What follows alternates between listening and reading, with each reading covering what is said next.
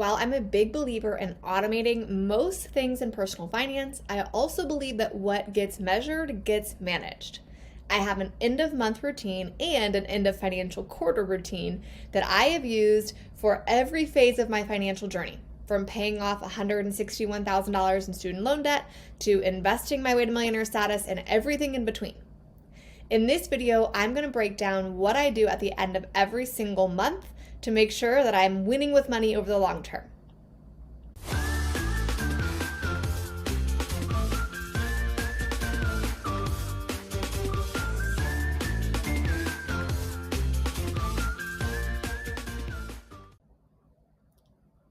At the end of every single month, you need to clap. It is a silly acronym, but you will remember it, and this will make sure that you actually move the needle for yourself financially. C is to categorize, which is putting every single financial transaction in an appropriate bucket. L is to lock in a plan for every single dollar and includes a little scrounge up tool that I've used for years to make sure that I'm putting the most money possible towards the next step, which is ask. Ask yourself the number one most important question: what percent of my financial take-home pay is going to progress? And then P, plan for the upcoming month. Let's dive into what C looks like.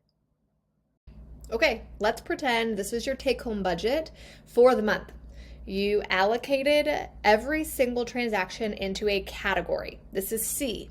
So you had a $6,000 take-home pay, after-tax income, and you went through and every single transaction, whether it was on your credit card or your debit card, got put in a category.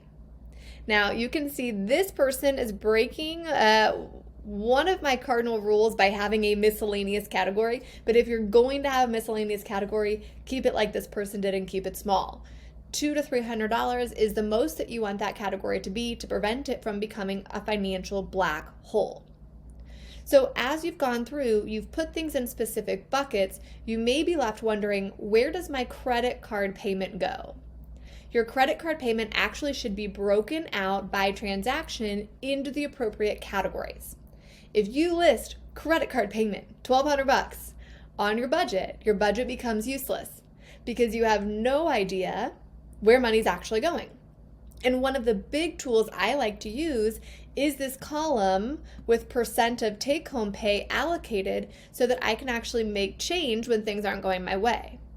If credit card payment or miscellaneous is a black hole in your budget, it becomes, in effect, a useless budget. So in order to complete the C of CLAP, you actually have to have every transaction in a category. L is when you lock in every single dollar. So you may notice that at the end of the month, there is a gap between what you had actually budgeted for a category and what occurred. Now, sometimes you'll be over and you'll be making adjustments to accommodate for that, but other times you'll be under.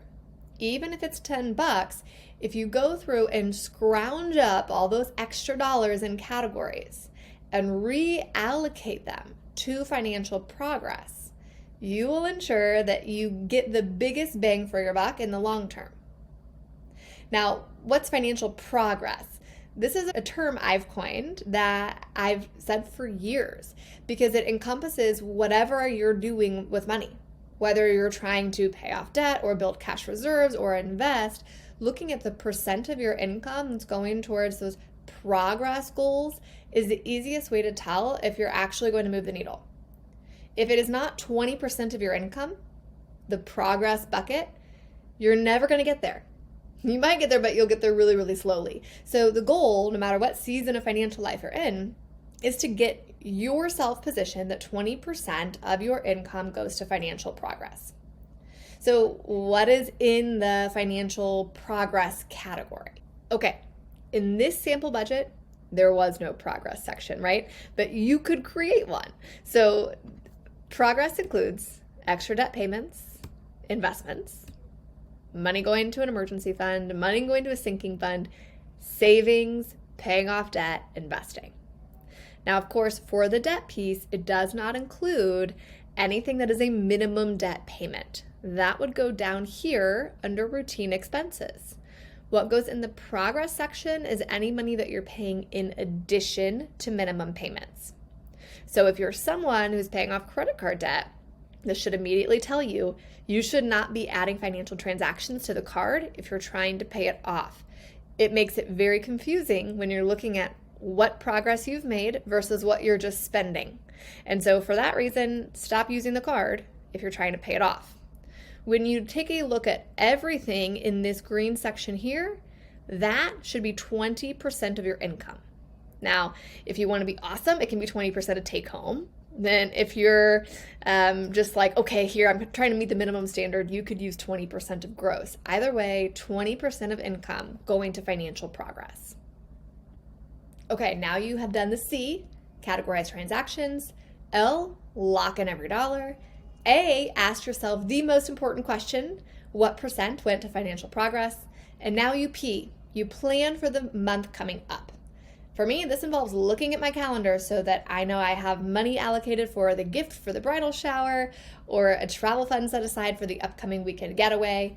Actually look at your life and make your plan for your money coincide with that.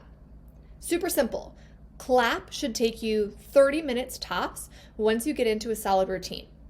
And while this will help you make sure that your month-to-month cash flow goes extremely well, it doesn't necessarily give you the ability to hit the big goals in the background. That is what my end of financial quarter routine does that I will tell you about in the next video.